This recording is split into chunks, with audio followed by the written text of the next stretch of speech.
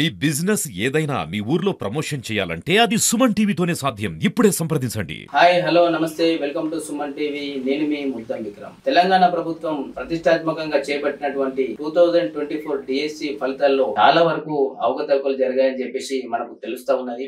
వివిధ జిల్లాల్లో చాలా వరకు ముఖ్యమంత్రి చేతుల మీదుగా వాళ్ళు ఆర్డర్ తీసుకున్నప్పటికీ కొన్ని రోజుల్లోనే వాళ్ళ ఆశలన్నీ ఆవిరైపోయినట్టుగా వాళ్ళని ఉద్యోగాల నుంచి తొలగించడం అయితే జరిగింది. మరి ముఖ్యంగా చెప్పాలంటే నిర్మల్ జిల్లాలో రవీందర్ రెడ్డి గారి పైన, డిఓ రవీందర్ రెడ్డి గారి పైన ఇలాంటి ఆరోపణలు కూడా ఉన్నాయి. ఎందుకంటే అతను మొన్న మధ్య ట్రాన్స్ఫర్ అవుతున్నారని చెప్పేసి ప్రభుత్వం నుంచి ఉత్తర్వులు వెలువడగానే అంతకు ముందు ఆగమేఘాల మీద వాళ్ళు ఈ కౌన్సిలింగ్ నిర్వహించి స్పెషల్ ఎడ్యుకేషన్ లో SGT ప్లస్ ఇతర పోస్టులలో చాలా అవకతవకలు జరిగాయని చెప్పేసి మనకు తెలుస్తా ఉంది. ఇప్పుడు మనతో పాటు వీటిలో బాధితుడు ఒకరు మనతో పాటు ఉన్నారు. అతని పేరు వీరేష్. తనకు రావాల్సిన పోస్టుని అక్రమంగా వేరే వాళ్లకు ఇవ్వడం జరిగిందని చెప్పేసి అతను ఆరోపణలు లేవనెత్తా ఉన్నారు రవీందర్ రెడ్డి గారి పైన. వీటిపైన క్లుప్తంగా వివరాలు తెలుసుకునే ప్రయత్నం మనం చేద్దాం. చెప్పండి చంద్ర వీరేష్ గారు, నిర్మల్ జిల్లా విద్యాశాఖ అధికారి రవీందర్ రెడ్డి గారి పైన తీవ్ర ఆరోపణలు మీరు చేస్తా ఉన్నారు. 2వ ర్యాంకు సాధించిన మీకు జాబు రాకపోవడానికి కారణం అతనేనని చెప్పేసి చెప్తా ఉన్నారు. వీటిపై పూర్తి వివరాలు మాతో ఒకసారి పంచుకోండి. సార్, నాకు నిర్మల్ జిల్లాలో 2nd ర్యాంకర్ స్పెషల్ ఎడ్యుకేషన్ SGTలో.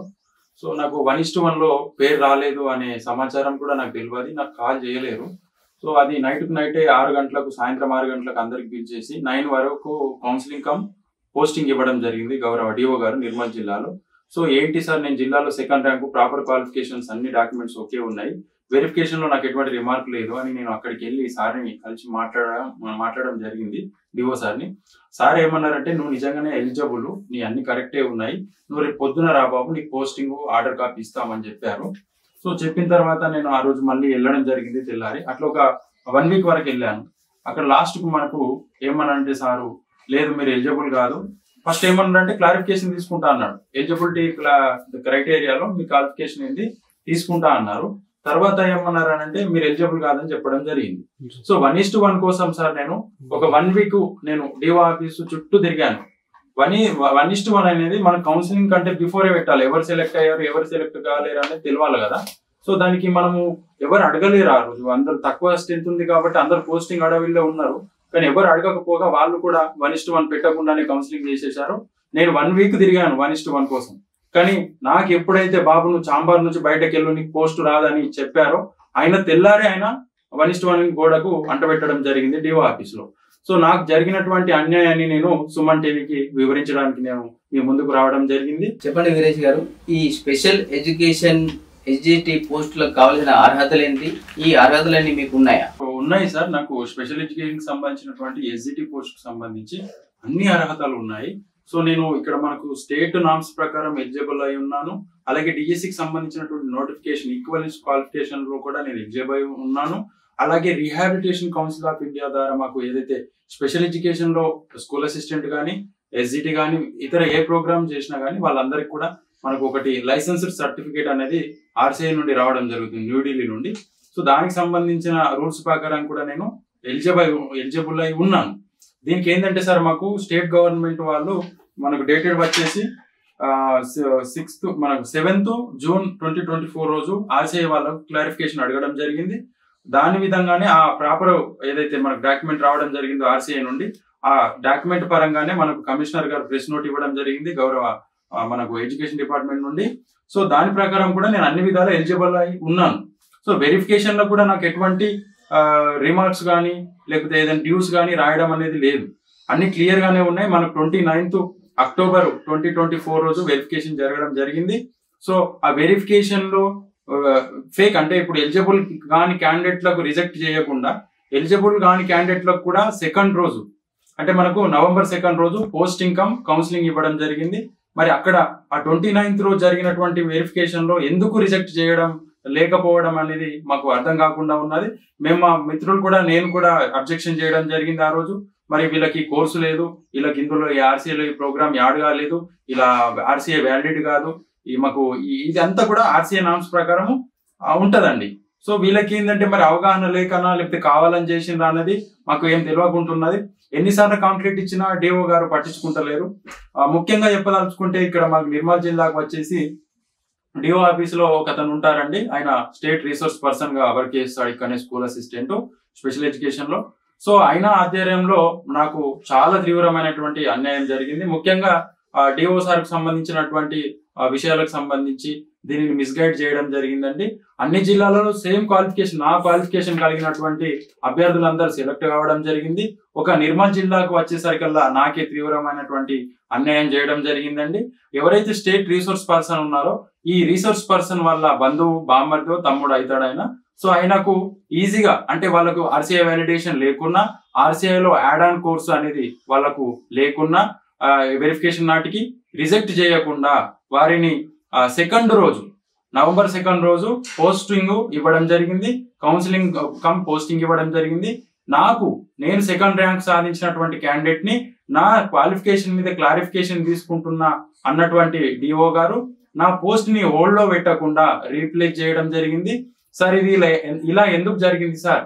నా దగ్గర అన్ని ప్రాపర్ డాక్యుమెంట్స్ ఉన్నాయి, వెరిఫికేషన్ లో కూడా ఎటువంటి డ్యూ రాయలేరు, మరి నన్ను ఎందుకు ఇలా చేయడం జరిగింది సార్ అని అంటే, నీ కేటగిరీలో పోస్టులు ఉన్నాయి బాబు, నీ క్వాలిఫికేషన్ మీద క్లారిఫికేషన్ తీసుకొని నీకు కేటగిరీలో నచ్చేటట్టు నేను చేస్తా అని నన్ను వారం రోజులుగా డిఓ ఆఫీస్ చుట్టూ తింపారు.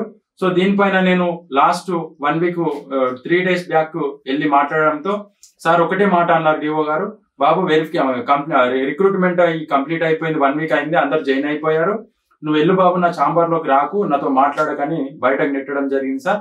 సో దీనిపైన నేను చాలా తీవ్రమైనటువంటి అన్యాయానికి గురి కావడం జరిగింది అన్నట్టుగా అయితే మీ ముందుకు వచ్చి సుమన్ టీవీ ద్వారా మీ అందరికి కూడా తెలియజేయడం జరుగుతుందండి.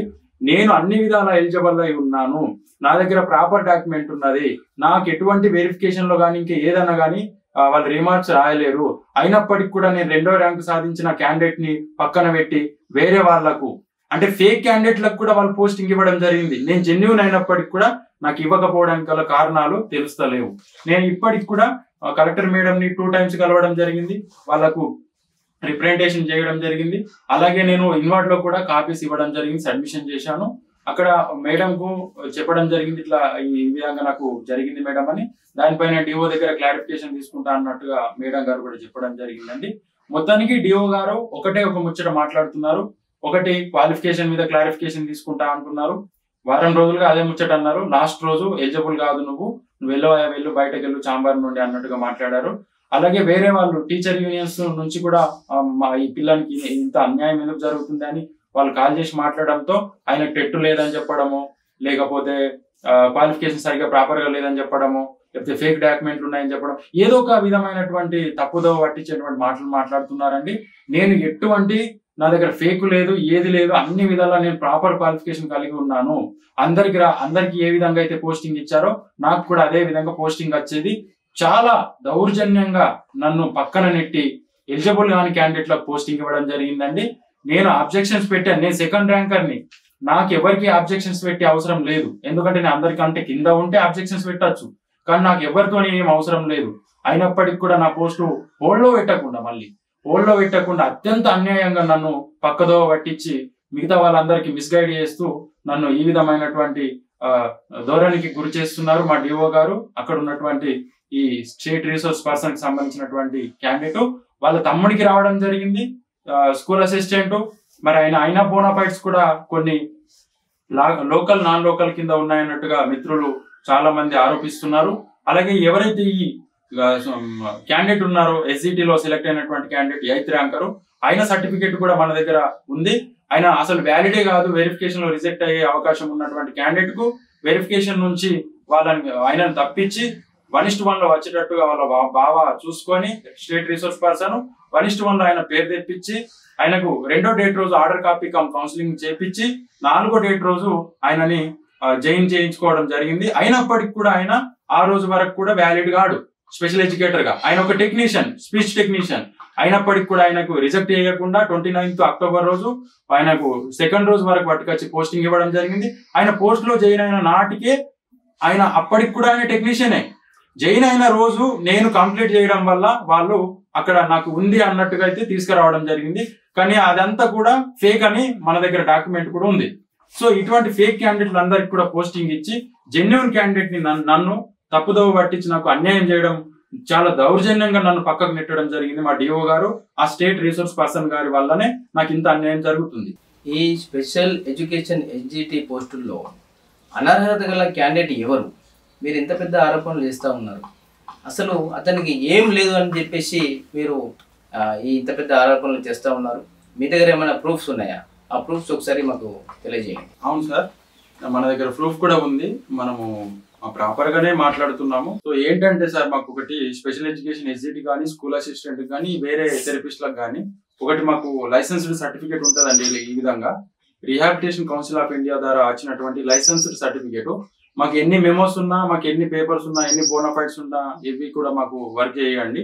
ఇది ఒకటి ఉంటేనే మేము ఒక స్పెషల్ ఎడ్యుకేటర్ గా, ఒక టెక్నీషియన్ గా, ఒక థెరపిస్ట్ గా, ఒక వెకేషనల్ ఇన్స్ట్రక్టర్ గా మాత్రం మేము వర్క్ చేయగలుగుతాం.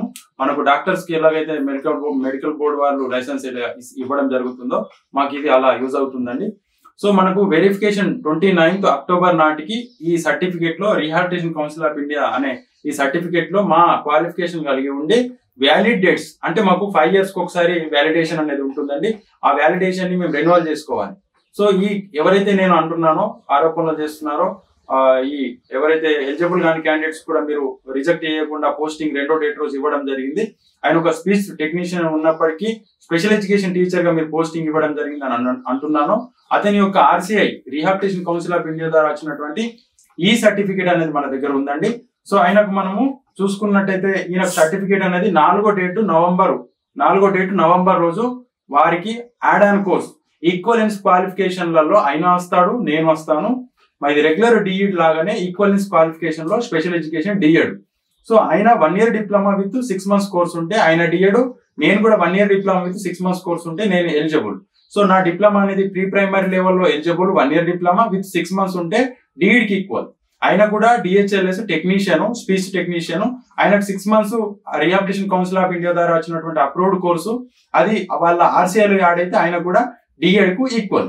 సో డిఎడ్ కి ఈక్వల్ అయితే ఆటోమేటిక్ గా వాళ్ళందరూ కూడా ఎస్జిటికి ఎలిజిబుల్. అయితే ఈయన వెరిఫికేషన్ నాటికి ఆయనకు ఈక్వల్ క్వాలిఫికేషన్లలో ఈ సర్టిఫికేట్ కోర్స్ అనేది యాడ్ కాలే. ఈక్వల్ క్వాలిఫికేషన్లలో మెయిన్ గా ఈ సర్టిఫికేట్ కోర్స్ యాడ్ అయితేనే ఆయన ఈక్వల్ క్వాలిఫికేషన్లోకి వస్తాడు. లేదంటే రెగ్యులర్ డిఎడ్ లాగా 1st year 2nd year memos ఉంటాయి. సో ఆ విధంగా ఎలిజిబుల్ అవుతారు. కానీ ఇక్కడ ఈక్వల్ క్వాలిఫికేషన్లలో ఈ సర్టిఫికేట్ కోర్సు లేనిది ఆయనకు ఒక టెక్నీషియన్ గా ఉన్నప్పుడే, అంటే ఈ సర్టిఫికేట్ కోర్స్ అనేది స్పెషల్ ఎడ్యుకేటర్ గా రికగ్నైజ్ చేయడానికి ఇది యాడ్ అవుతుంది. ఇందులో ఆయన రికగ్నైజ్ కాకన్నా ముందే ఆయన టెక్నీషియన్ గా ఉన్నప్పుడే ఆయనకు యాజ్ ఏ స్పెషల్ ఎడ్యుకేటర్ గా ఎస్జిటి గా పోస్టింగ్ ఇవ్వడం జరిగింది 2వ డేట్ రోజు. కానీ ఆయనకు యాడ్ అయింది ఎప్పుడు ఈ సర్టిఫికేట్ లో స్పెషల్ ఎడ్యుకేటర్ గా 4వ డేట్ కి యాడ్ అయింది. మరి ఈయన యాక్చువల్ గా ఆలోచిస్తే 29th అక్టోబర్ వెరిఫికేషన్ రోజే రిజెక్ట్ కావాలా. ఈయన రిజెక్ట్ కాకుండా ఆయన యొక్క ఎవరైతే స్టేట్ రిసోర్స్ పర్సన్ ఉన్నారో ఆయన యొక్క అండదండలతో గౌరవ డిఓ సార్ గారిని, మిగతా ఆఫీసర్లని వారు మరి ఏం చేసిందో తెలియదు, మొత్తానికి మేనేజ్ చేసేసి ఈయనని 1:1 లో వచ్చేటట్టుగా చూసుకున్నారు. చూసుకున్నప్పటికి కూడా ఆయన పోస్టులు ఓవర్లో పెట్టకుండా డైరెక్ట్ అపాయింట్మెంట్ ఆర్డర్ ఇచ్చేసిండ్రు. అయినప్పటికీ కూడా ఆయన పోస్టు ఆయన జాయిన్ అయిన నాటికి లేదు. మళ్ళీ నేను కంప్లీట్ ఇవ్వడం వల్ల మరి వాళ్ళు ఏం చేసిండ్రో ఏమైందో కానీ 4వ డేట్ రోజు తెచ్చుకున్నారు. నా ప్రధాన ఆరోపణ ఏంటంటే, నేను అన్ని విధాల ప్రాపర్ క్వాలిఫికేషన్ కలిగి ఉండి, RCI వ్యాలిడేషన్ నుండి ఈక్వలెన్స్ క్వాలిఫికేషన్ కలిగి ఉండి, అన్ని విధాలా నేను ఓకే ఉన్నప్పటికీ నన్ను పక్కన పెట్టడం జరిగింది. ఇటువంటి ఎలిజిబుల్ కాని క్యాండిడేట్స్ కి పోస్టింగ్ ఇవ్వడం జరిగింది. ఈయన 29th రోజే వ్యాలిడేట్ RCI ఉండాలా, 29th రోజే ఈయనకు కోర్సు యాడ్ అయి ఉండాలా RCIలా. అయినప్పటికీ కూడా ఈయనకు రిజెక్ట్ చేయకుండా 2nd రోజు పోస్టింగ్ ఇవ్వడం జరిగింది. నేనేమంటున్నా అంటే, ఈయనకు హోల్డ్ లో పెట్టలేరు ఎందుకు? ఒకటి. రెండవది ఏంటంటే, నా పోస్ట్ రీప్లేస్ చేయడం జరిగింది. 2nd ర్యాంకు నేను ఓపెన్ లో ఉన్నా, నా పోస్ట్ ఎందుకు రీప్లేస్ చేయడం జరిగింది? నాకు నిజంగా ఎలిజిబిలిటీ లేనప్పుడు నాకు రిటర్న్ లో ఇవ్వండి. మీ కోర్స్ ఎలిజిబుల్ కాదు, ఏ డిస్ట్రిక్ట్ లో కూడా ఎవరికి కూడా పోస్టింగ్ ఇవ్వలేరని ఇవ్వండి. మా ఫ్రెండ్స్ అందరూ కూడా 45 మంది రిక్రూట్మెంట్ కావడం జరిగింది. ఎవరైతే ఈ క్యాండిడేట్ ఉన్నారో, ఈ ఫేక్ క్యాండిడేట్, ఈయన ప్రాపర్ క్వాలిఫికేషన్ కలిగి లేని క్యాండిడేట్, ఈయనతో చేసినటువంటి ఈ కోర్స్ చేసినటువంటి క్యాండిడేట్స్ అందరు కూడా వేరే జిల్లాలో రిజెక్ట్ కావడం జరిగింది 29th రోజు. అయినా కానీ మన జిల్లాలో ఈయన 29th రోజు రిజెక్ట్ కాకపోవడానికి కారణం ఏంటిది? రిక్రూట్మెంట్ లో ఎన్ని అవకతవకలు జరిగాయని చెప్పి చెప్తా ఉన్నారు. మన డిస్ట్రిక్ట్ డిఓ దాంతో పాటు రిసోర్స్ పర్సన్ ఇంకెవరో ఉన్నారని చెప్పేసి, అంటే ఈ క్యాండిడేట్ వాళ్ళ బాబా అని చెప్పి చెప్తా ఉన్నారు. వాళ్ళపైన మీకు ఏమైనా అనుమానాలు ఉన్నాయా? ఒకసారి పూర్తిగా మాకు వివరాలు తెలియజేయండి. అవునండి, నా అనుమానాలని కావు, డిస్ట్రిక్ట్ లెవెల్లో ఉన్నటువంటి అనుమానాలు. మనకు ఆల్రెడీ న్యూస్ కూడా రావడం జరిగిందండి. గౌరవ డిఓ గారి ట్రాన్స్ఫర్ కు ముందే ఒక 2 days బిఫోరే నైటే స్పెషల్ ఎడ్యుకేషన్ టీచర్ల కౌన్సిలింగ్ పెట్టి పోస్టింగ్ ఇవ్వడానికి అందులో భాగంగానే అవకతవకలు జరిగాయన్నది వాస్తవం అండి. ఎందుకంటే దానికి నిదర్శనం నేను నా యొక్క పోస్ట్ ని వాళ్ళు దాన్ని అవకతవకల రూపంలో నన్ను మొత్తానికి నెట్టివేయడం జరిగింది. సో దానికి నిదర్శనం నేనే, అవకతవకలకు పూర్తి ప్రతిరూపం నేనే అని నేను చెప్పదలుచుకున్నానండి. సో ఎందుకంటే మనకు 100% అవకతవకలు జరిగాయి అన్నట్టుగా అయితే ప్రూఫ్ పరంగా నేను ఉన్నాను.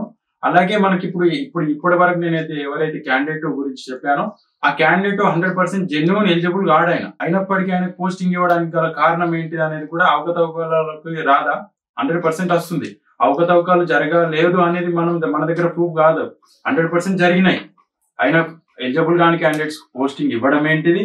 నేను ఎలిజిబుల్ ప్రాపర్ క్వాలిఫికేషన్ కలిగి ఉండి, ఈక్వలెన్స్ క్వాలిఫికేషన్స్ ఆర్సీఐ నామ్స్ ప్రకారం, డిఎస్ నామ్స్ ప్రకారం అన్ని విధాలా కలిగి ఉండి, వెరిఫికేషన్ లో ఎటువంటి రిమార్క్ రాయకుండా, నేను 1:1 లో నాకు సెలెక్ట్ చేయకుండా నన్ను పక్కన పెట్టి ఎలిజిబుల్ కాని క్యాండిడేట్స్ కి పోస్టింగ్ ఇచ్చి 4వ డేట్ రోజే గౌరవ డిఓ గారికి ట్రాన్స్ఫర్ రావడం జరిగింది అన్నట్టుగా మనకు ఆల్రెడీ పేపర్ స్టేట్మెంట్స్ కూడా ఉన్నాయి. వారి యొక్క ఆర్డర్ కూడా రావడం జరిగింది.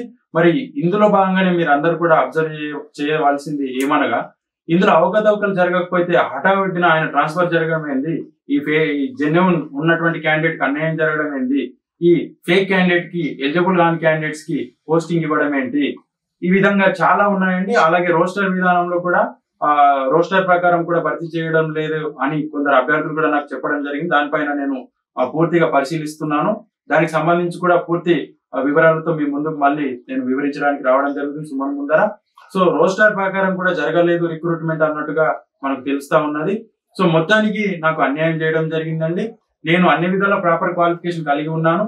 నా క్వాలిఫికేషన్ మీద డిఓ గారికి అనుమానాలు ఉంటే క్లారిఫికేషన్ స్టేట్ నుండి Delhi rehabilitation council of India వారికి నా క్వాలిఫికేషన్ మీద క్లారిఫికేషన్ తీసుకొని నాకు పోస్టింగ్ ఇవ్వాలి. కానీ నా పోస్టే లేకుండా, నా పోస్ట్ ని హోల్డ్ లో పెట్టకుండా, నా పోస్ట్ ని రీప్లేస్ చేయడం, దాని ఇంకా ఉన్నటువంటి తతంగా మీరే అబ్జర్వ్ చేయండి. అవకతవకలు జరిగాయని నేను చెప్పదలుచుకోలేను. దీనిని బట్టి మీరు జరగలేవు అనేది మీరు ఆలోచించండి. చెప్పండి, వేరే జిల్లాలలో ఆర్సీఐ సర్టిఫికేట్ లేని వాళ్ళని రిజెక్ట్ చేశారని చెప్పేసి మీరు చెప్తా ఉన్నారు. మీ దగ్గర ఏమైనా ప్రూఫ్స్ ఉన్నాయా? ఒకసారి మాకు తెలియజేయండి. అవును సార్, ఉన్నాయి. మన దగ్గర ప్రూఫ్స్ ఉన్నాయి. ఏంటంటే ఆర్సీఐలో వ్యాలిడ్ క్వాలిఫికేషన్ లేనప్పుడు వాళ్ళు ఈక్వలెన్స్ క్వాలిఫికేషన్ లోకి రాలు. వాళ్ళు రెగ్యులర్ గా 2 years డిఈడ్ చేసి ఉండరు కాబట్టి స్పెషల్ ఎడ్యుకేషన్ లో 2014 వరకు ఈక్వలెన్స్ క్వాలిఫికేషన్లు అనేవి ఉండే. సో ఆ ఈక్వలెన్స్ క్వాలిఫికేషన్ లో భాగంగానే ఈ ఆర్సీఐలో ఆ కోర్స్ అనేది యాడ్ అయితే తప్ప వాళ్ళు డిఎడ్ కి ఈక్వల్ కాదు. సో ఇది కొంచెం ఆర్సీఐ నుండి సంబంధించినటువంటి సర్క్యులర్స్ ఆధారంగా వారి యొక్క నోటిఫికేషన్ లో ఇచ్చినటువంటి ఈ 7-91/RCI 2011 అనే ఆర్సీఐ సర్క్యులర్ ప్రకారం అయితే రిక్రూట్మెంట్ జరగాలి. సో అందులో భాగంగానే ఈ 6 months education children special needs అనేటువంటి కోర్సు మనకు ఆర్సీఐలో యాడ్ అయితే తప్ప వాళ్ళు డిఎడ్ స్పెషల్ ఎడ్యుకేషన్ కి ఎలిజిబుల్ కాదు. అయినప్పటికీ కూడా నిర్మల్ జిల్లాలో ఒక క్యాండిడేట్ కు పోస్టింగ్ అనేది ఇవ్వడం జరిగింది. అన్ని విధాలా ఎలిజిబుల్ అయినటువంటి నేను 2nd ర్యాంక్ సాధించినటువంటి నన్ను పక్కన పెట్టేసి క్వాలిఫికేషన్ మీద క్లారిఫికేషన్ అంటూ సార్ గారు నన్ను హోల్డ్ లో పెట్టకుండానే నా పోస్ట్ ని రీప్లేస్ చేయడం జరిగింది. అలాగే మనము ఏ విధంగా వాళ్ళు ఎలిజిబుల్ కాదు, ఏ జిల్లాలలో రిజెక్ట్ జరిగాయి అనేది కూడా నేను మీ ముందుకు తీసుకొని రావడం జరిగిందండి. నిజామాబాదు, అలాగే ఆసిఫాబాదు, వరంగల్, అలాగే వనపర్తి, వికారాబాద్ జిల్లాలలో add on course education children special needs అనేటువంటి సర్టిఫికేట్ కోర్సు ఈక్వలెన్స్ క్వాలిఫికేషన్ లో భాగంగా ఉన్నటువంటి కోర్సు వాళ్ళ ఆర్సీఐలో అంటే rehabilitation council of India CRR number లో యాడ్ గాని ఎడల వారిని రిజెక్ట్ చేయడం జరిగింది. వెరిఫికేషన్ నాడు నిర్మల్ జిల్లాలో అలా లేదు, జరగకుండా వాళ్ళు మరి మేనేజ్ చేయడం జరిగిందా, ఏ విధంగా జరిగిందో తెలియదు. ఈ రిజెక్ట్ అయ్యేటువంటి క్యాండిడేట్ కే పోస్టింగ్ ఇవ్వడం జరిగింది. 1:1 లో వాళ్ళ పేరు కూడా రావడం జరిగింది. అయితే మీ ముందుకు నేను ఎవరైతే ఏ జిల్లా నుండి అయితే రిజెక్ట్ కావడం జరిగిందో వారు ఎందుకు రిజెక్ట్ అయ్యారు అనేది కూడా మీకు లైవ్ లో నేను తెలియజేస్తున్నానండి. వారికి మనము ఫోన్ కాల్ ద్వారా మాట్లాడదాం. మేడం మేడం నాకు ఒక్క డౌట్ వచ్చి కాల్ చేసిన. నేను ఇక్కడ సుమన్ టీవీ దగ్గర ఉన్నాను. మీకు ఖమ్మంలో రిజెక్ట్ అయింది కదా మీది, దాంట్లో వెరిఫికేషన్ దాంట్లో రిజెక్ట్ అవ్వలేదు సార్, హోల్డ్ లో పెట్టారు. ఓకే, ఎందుకు పెట్టారు madam? RC 1 year course add అవ్వలేదని పెట్టారు సార్. నాది ఆల్రెడీ యాక్సెప్టెడ్ అయ్యింది. ఓకే, అంటే టెక్నికల్ ఇష్యూస్ వల్ల మనకి సర్టిఫికేట్ అనేది డౌన్లోడ్ అవ్వలేదు సార్. ఓకే ఓకే, అది క్లియర్ అయిపోయింది సార్, సబ్మిట్ చేసేసాం. అంటే హోల్డ్ లో పెట్టారు, మీకు కోర్సు యాడ్ కాకన ముందే హోల్డ్ లో పెట్టడం జరిగింది. అవును సార్. ఓకే, మా జిల్లాలో హోల్డ్ లో పెట్టకుండానే పోస్టింగ్ ఇవ్వడం జరిగింది ఒక క్యాండిడేట్. హోల్డ్ లో అంటే సార్ నా కింద పర్సన్ కి లోకల్ ఏరియా లేకపోవడం వల్ల బీసీడీ రోస్టర్ లో ఇద్దరము హోల్డ్ లో ఉన్నాం సార్. నా కింద పర్సన్ కి ఉండుంటే కనుక ఆ రోజు సబ్మిట్ చేసేవాళ్ళు. Okay okay madam, okay thank you sir. చెప్పండి, ఇప్పుడు మీకు ఎందుకు రిజెక్ట్ కావడం జరిగింది అక్కడ ఆసిఫాబాద్ జిల్లాలో? ఆసిఫాబాద్ జిల్లాలో 1 year డిప్లొమా 6 months కోర్స్ ఉన్నది. అవును, ఆర్ఎన్ కోర్సు. అది ఉన్నా కూడా మమ్మల్ని ఇక్కడ రిజెక్ట్ చేసారు. అంటే మీకు అది ఆర్సీఐలో యాడ్ అయి ఉందా లేదా? యాడ్ అయి కాలేదు, కానీ ఆర్సీఐ వాళ్ళు యాక్సెప్ట్ చేసిన కాపీ పెట్టినాం మేము. ఓకే, మొత్తానికి అది కాలేదు కానీ అండర్ ప్రాసెసింగ్ లో ఉంది. అండర్ ప్రాసెసింగ్ లో ఉంది. ఓకే, మీ పోస్ట్ హోల్డ్ లో పెట్టడం జరిగిందా? నా పోస్ట్ హోల్డ్ లో పెట్టలేదు. ఓకే, మా జిల్లాలో కూడా హోల్డ్ లో పెట్టకుండా డైరెక్ట్ ఆయన పోస్టింగ్ ఇవ్వడం జరిగింది. మీ జిల్లాలో పోస్టింగ్ కాదు, మిమ్మల్ని రిజెక్ట్ చేయడం జరిగింది. అయితే సేమ్ క్వాలిఫికేషన్ ఉన్న వేరే జిల్లాలో ఇదే 6 months కోర్సు ఆర్డర్ కాదు కదా, అప్లికేషన్ పెట్టకుండా పోస్టింగ్ కూడా జరిగింది. ఓకే, వేరే జిల్లాలో నిర్మల్ జిల్లాలో, జనగాం జిల్లాలో, మంచిర్యాల జిల్లాలో, మంచిర్యాల జిల్లా ఆసిఫాబాద్ జిల్లా డిఓ ఒక్కరైనా కూడా అక్కడ పోస్టింగ్ ఇచ్చారు. 6 months కోర్స్ ఆర్డర్ కాదు, దాని అప్లికేషన్ లేకున్నా. నేను అదే చెప్తున్నా అన్న, ఇక్కడ ఎలిజిబుల్ గాని క్యాండిడేట్ కు పోస్టింగ్ ఇచ్చిండ్రు. మరి మన మిత్రులు మీకు గాని, ఇక్కడ రాయమల్ల అన్నకు గాని, నిజామాబాద్ గాని, వరంగల్ గాని ఈ జిల్లాలలో రిజెక్ట్ చేయడం జరిగింది. కొందరికేమో యాడ్ ఆన్ కోర్సు లేకుండా అలా ఫేవర్ ఉన్న క్యాండిడేట్లకు పోస్టింగ్ ఇవ్వడం జరిగింది. ఈ విధంగా జరిగిందని నేను మన సుమన్ టీవీ గారికి తెలియజేయడం జరుగుతున్నది. సో అందులో భాగంగానే మీకు కాల్ చేయడం జరిగింది అన్న.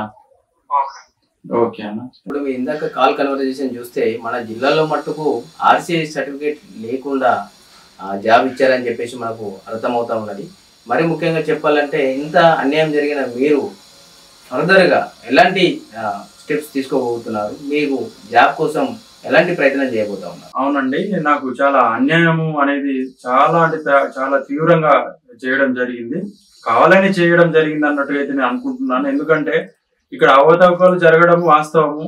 ఇక్కడ మీరు లాజిక్ ఆలోచిస్తే రెండో డేట్ రోజు మనకు నైట్కు 6 గంటలకు పిలిచి సాయంత్రము 9 గంటల వరకు పోస్టింగ్ ఇవ్వడము, అలాగే 3వ డేట్ రోజు ఒకరోజు తప్పించేసి 4వ డేట్ రోజు సారు ట్రాన్స్ఫర్ కావడం డిఓ సార్ గారు. మనం 29th రోజు ఎవరైతే ఇంటర్మీడియట్ ఒరిజినల్ సర్టిఫికేట్ లేని క్యాండిడేట్ కూడా రిజెక్ట్ చేయకుండా 1:1 లో రికమెండ్ చేయడము, అలాగే ఆర్సీఐలో వ్యాలిడ్ సర్టిఫికేట్ ఈక్వలెన్స్ క్వాలిఫికేషన్ లో valid certificate add on course add కాకుండా కానీ అటువంటి క్యాండిడేట్లకు పోస్టింగ్ ఇవ్వడం, ఇవన్నీ కూడా అవకతవకాలకు నిదర్శనం అన్నట్టుగా అయితే నేను చెప్పదలుచుకున్నానండి. అలాగే నా యొక్క ఫర్దర్ మూమెంట్ ఏంటంటే మనకి ఈ డిఎస్సికి సంబంధించినటువంటి చైర్మన్ గారు, మన గౌరవ కలెక్టర్ మేడం గారు, సో వారి దృష్టికి కూడా నేను గతంలో ఈ వీక్ లో 3-4 times కలవడం జరిగిందండి. అలాగే ఇన్వర్ట్ లో కూడా మనము రిప్రజెంటేషన్ ఇవ్వడం జరిగింది. గౌరవ కలెక్టర్ గారు దీనిపైన దృష్టి సారించినట్టయితే దీనిపైన పూర్తి అంశాలు వారు రీవెరిఫికేషన్ కావచ్చు, అలాగే క్వాలిఫికేషన్ సంబంధించినటువంటి ఎలిజిబిలిటీ కావచ్చు, మా అటువంటి అన్యాయానికి గురైనటువంటి వ్యక్తుల పైన ఎంక్వైరీస్, ఏదైనా ప్రాపర్ క్వాలిఫికేషన్ గురించి కానీ ఈ రిజెక్ట్ కావడానికి గల కారణాలని వారి యొక్క యంత్రాంగం ద్వారా సమకూర్చుకొని వారు ఒక విధమైనటువంటి నిర్ణయం తీసుకున్నట్టయితే మా అందరికి కూడా న్యాయం జరుగుతుందండి.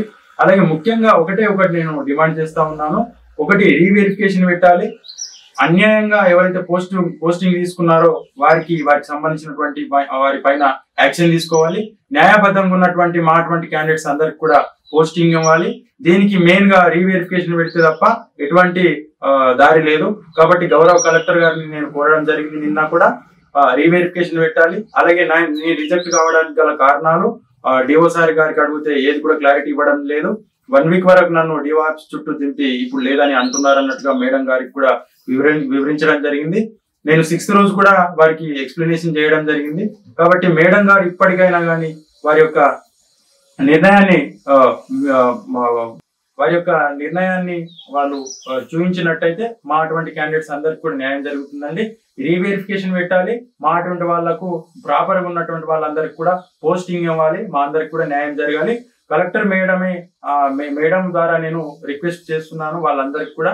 సో ప్రాపర్ గా మాకు న్యాయబద్ధంగా రావాల్సినటువంటి పోస్ట్ ని వచ్చేటట్టుగా మేడం గారు చూడాలి. అలాగే కలెక్టర్ మేడం అని కాదు, అలాగే నేను అధికారుల దృష్టికి, ఇతర పెద్ద అధికారుల దృష్టికి, ఉన్నత అధికారుల దృష్టికి కూడా తీసుకెళ్తాను. అలాగే లీడర్లకు దృష్టికి కూడా నేను తీసుకెళ్తాను. దీనిని పెద్ద మొత్తంలోనే నాకు న్యాయబద్ధమైనటువంటి విషయం కాబట్టి పెద్ద మొత్తంలోనే నేను వెళ్ళడానికి సిద్ధంగా ఉన్నాను. నాకు జరిగినటువంటి అన్యాయము ఎవరికి జరగద్దు. నాకు గౌరవ కలెక్టర్ గారు అలాగే మన అధికారులు కూడా నాకు నా యొక్క ప్రాపర్ క్వాలిఫికేషన్, ప్రాపర్ ఇన్ఫర్మేషన్ ని ఎంక్వైరీ చేసి నాకు పోస్టింగ్ ఇవ్వాలి, నాకు అపాయింట్మెంట్ ఆర్డర్ ఇచ్చి నాకు న్యాయం చేయాలన్నట్టుగా అయితే సుమన్ టీవీ ద్వారా కోరుకుంటున్నాను. నాకు అన్యాయం జరిగిందన్న క్షణం తెలియగానే సుమన్ టీవీ గారు నాకు అప్రోచ్ అయ్యి, బాబు ఏంటి నీ సమస్య అని తెలుసుకోవడానికి నన్ను రమ్మని ఈ విధమైనటువంటి ఎంక్వైరీ చేయడం నాకు చాలా సంతోషంగా ఉంది. కాకపోతే ఒక విధమైనటువంటి పెద్ద ఆశ్చర్యకరం ఏంటంటే ఎలిజిబుల్ కాని క్యాండిడేట్స్ కి పోస్టింగ్ ఇవ్వడము, అన్ని విధాల జెన్యున్ అయినటువంటి క్యాండిడేట్ నన్ను పక్కన పెట్టడము, ఇది లోపల జరిగినటువంటి అవకతవకలుగా అయితే నేను మీ ముందుకు తీసుకొని రావడం జరిగిందండి. ఇటువంటి మంచి అవకాశాన్ని ఇచ్చినటువంటి సుమన్ టీవీ గారికి, వారి యొక్క బృందానికి నా యొక్క కృతజ్ఞతలు, ధన్యవాదాలు. చూశారుగా, ఈ వీరేశం అనే అబ్బాయికి ఎంత అన్యాయం జరుగుతుందో అతని మాటల్లో అయితే మనం విన్నాం. మరి ముఖ్యంగా చెప్పాలంటే ప్రభుత్వ పెద్దలు, అధికారులు వీటిపైన చర్యలు తీసుకొని ఈ వీరేశం అనే అబ్బాయికి తను న్యాయబద్ధంగా అతని పోస్ట్ అతనికి ఇవ్వాలని చెప్పేసి మేము ప్రభుత్వ పెద్దలకు, దాంతో పాటు అధికారులకు, గౌరవనీయులైన జిల్లా కలెక్టర్ గారికి ప్రత్యేకంగా మేము తెలియజేయడం అయితే జరుగుతూ ఉన్నది. వీటిపైన చర్యలు తీసుకొని అవకతవకలు పాల్పడే వారిపైన చర్యలు తీసుకోవడము, దాంతో పాటు జెన్యూన్ అభ్యర్థులకు వాళ్ళ జాబులు వాళ్ళకి ఇప్పించే విధంగా చర్యలు తీసుకోవాలని మేము కోరుతా ఉన్నాం.